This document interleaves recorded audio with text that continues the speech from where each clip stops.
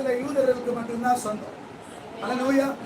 தாவீது ராஜாவுடைய வம்சத்தில் வந்த இயேசு கிறிஸ்து யூதர்களுக்கு மட்டும்தான் சொந்தம். ஆனா எப்போ அவர் உலக மனுஷர் எல்லாருக்காகவும் கல்வாரி சிலுவையில மரித்தார். அல்லேலூயா. பெரிய ஒரு பாடுபட்டு சாதாரண விலை கொடுத்து உங்களை என்னையும் வாங்கல.